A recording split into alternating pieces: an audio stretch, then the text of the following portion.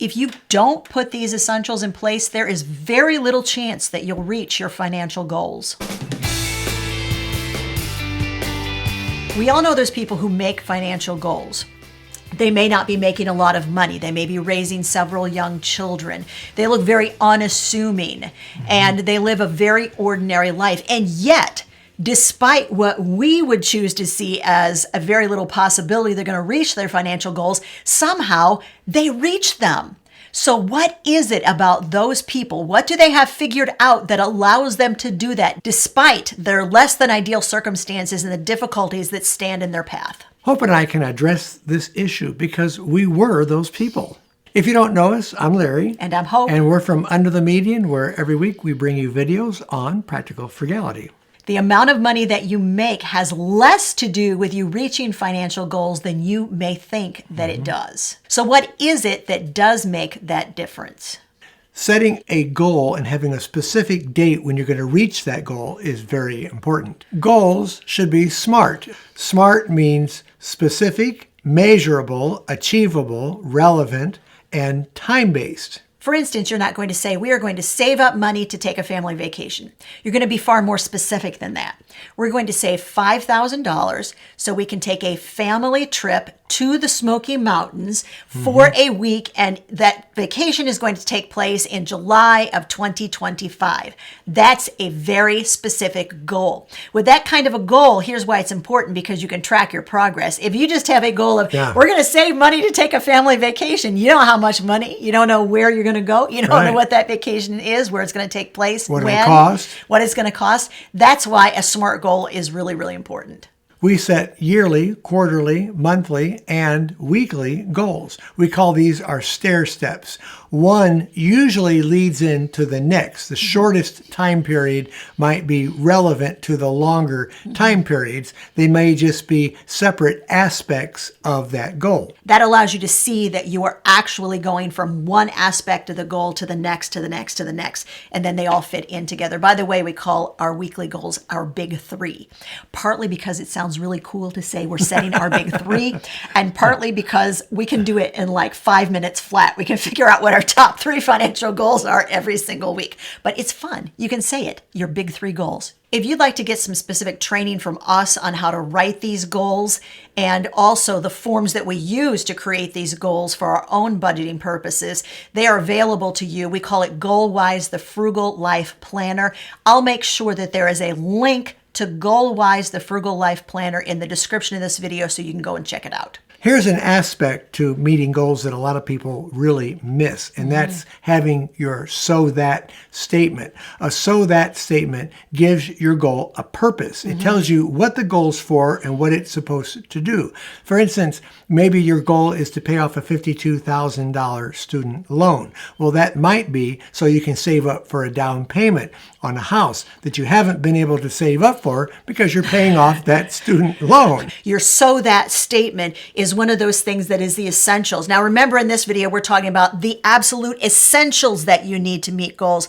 Something that is essential is something that you absolutely must have. And we believe that so that statement is the secret sauce to meeting goals. It is the golden standard in knowing that you're going to make forward progress on that goal, because that is your why. It's going to keep you moving forward when things get discouraging. Another thing that you want to consider is that every goal can have an impact on your finances, no matter what that goal is. Even if it's not a financial goal, you need to consider it along with your financial goals to see what it does to those. Every single goal you have, personal, relational, educational, professional, they all impact in some manner your finances. So don't fool yourself into believing they don't. One of the things that you should do is break your goals down into smaller steps. One goal might be a part of 10 to 20 to maybe even hundreds of steps that you need to take in order to reach that goal. You have to consider all of those parts in order to make that goal. And that is one of the reasons why having the yearly goal, the quarterly goal, the monthly goal, and the weekly goal are so important, because they all relate to each other. Those weekly goals are going to be 3 or 4 steps that you're going to take that week that's going to help you with that monthly goal. You reach the monthly goal more quickly and more efficiently with a whole lot less frustration. Because why? Because you have made the weekly goals that all relate to that monthly goal. They say the journey of 1,000 miles begins with the first step, and that's absolutely true. You have this big goal, and ultimately it has to be comprised of a bunch of steps that you are taking to reach that goal. When we create our quarterly goals, we pick 3 to 4 areas of our budget, and we break that down into 4 to 7 action steps that we're going to take that month or that quarter in order to reach that quarterly goal in that financial area. Now, I'm going to give you an example once again from our personal life. If you've been following us on Instagram, and if you don't, you should. I'll make sure that Hope puts a link to our Instagram account in the description of this video. I've been doing stories and reels on my daily walks, which are encouraging you to take one step after another in order to reach your own great big financial goals. I did one on my walk today, y'all. The wind out there reminded me of that scene from Wizard of Oz. You know the one that I'm talking about. But I digress. Here is my point.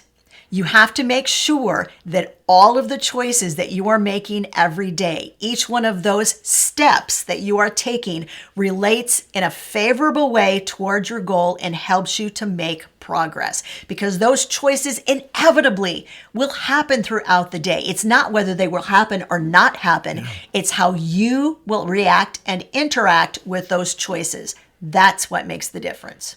And right along with what Hope was talking about, you have to expect obstacles. There'll be obstacles in your path. So you have to figure out a way to get around them. They're going to be bumps in the road. So step over them, start walking again, and keep your eyes on the prize down the road to your goal. The next major point is tracking your progress. You want to make sure that you're writing down everything that you're doing, how much you're accomplishing, and where you're at in that goal. We're going to use my health goals once again just because they happen to be handy and on my mind right now. I've been walking consistently for 3 weeks. I know that I've lost 3 pounds. I also know that my systolic blood pressure has dropped 15 points. I also know that I'm sleeping better at night. I also know that maybe I'm a far bit less grumpier than I was 3 weeks ago. That's super important to Larry. My point is, facts and numbers matter when you are tracking your progress. You'll notice I gave you 2 facts, two numbers. But then I also mentioned a couple of things that don't seemingly have anything to do with that. It has to do with how I feel about the progress I'm making on my goal. Those feelings, they matter. So when you write down your progress, make sure that you write down all of those areas of your progress, because how you feel about your progress and how you feel about yourself, that is going to actually help you just as much as knowing the facts and figures. But having said that, make sure you're tracking those facts and figures too. You have to figure out what's working and what's not working.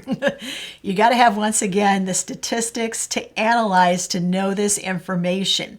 One of the most important things we want to share with you during this part of the video is that you're not going to be happy with all the statistics that are down on the piece of paper. No. It just doesn't happen that you go straight from where you're at to your final goal without going, well, we kind of made a sideways step this week, or maybe we made a little step backwards this week, because life happens, let's face it. Does. But you have to look at it realistically and say, all right, we didn't do as well this week. One of the ways that I know how I'm doing is because of this, my Fitbit. Y'all, I've talked about it before. Didn't think I would love a smartwatch. I love this thing so much that if it broke tomorrow, the next day I would be out buying a new one, probably for full price even if I couldn't find it on sale anywhere. This Fitbit helps me to know exactly where I'm at in my health journey. It's going to give me all the information and the data that I need to know. It also sends me a weekly report.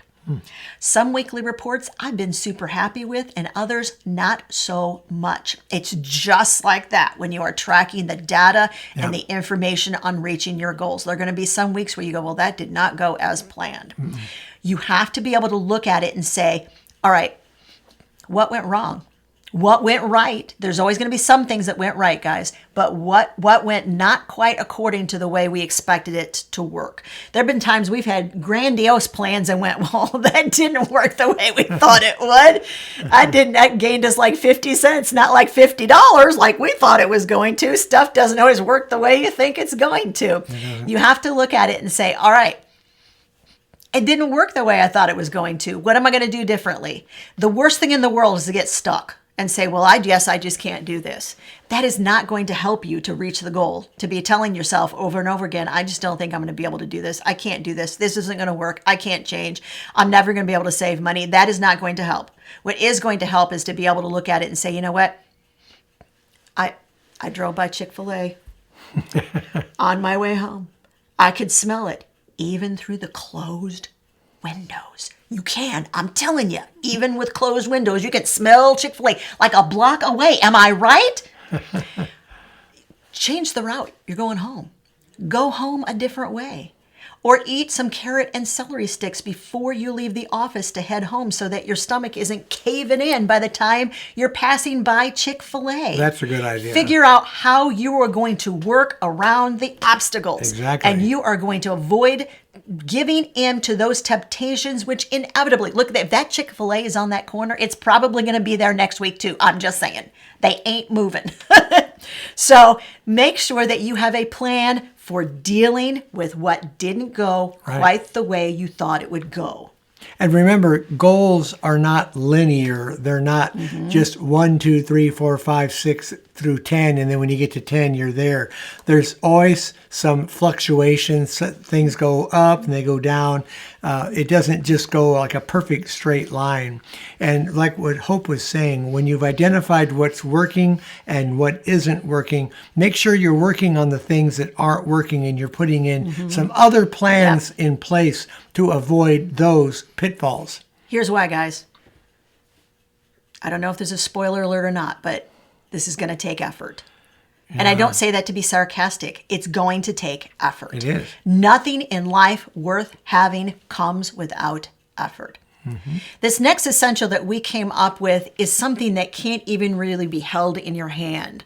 This is something that we call the eye of the tiger, because we've had long talks about why could we as people raising 4 sons on a less than average income, how come we were able to reach financial goals and we saw other people that were making 3 times what we were who couldn't save the $1,000 minimum emergency fund? What was the difference? And I said, you know what I think it was? It's something that is not tangible. It is what happens when people draw a line in the sand and say this far and no farther. I am done. I am done being in debt. I'm done having that stupid school loan hanging around. I am done with the mortgage. I'm done with the car payments. I'm done not having that $1,000 emergency fund. I'm done getting into 10 days from the end of the month and being out of money. I am done. It's something that happens here and here when all of a sudden you say, I'm done, and you mean it. Yeah. That is the eye of the tiger. When you grab those great big goals with both hands and say, nothing is going to keep me from reaching this. Eye of the tiger, guys. And let's use our favorite word, prioritize it. Make sure you put in place the most important thing at the top and work your goals down from there so that you make sure that you're reaching the most important ones. Don't go wishy-washy on your goals, guys. We want to encourage you, get serious, get determined, get the job done. Yeah. You got this.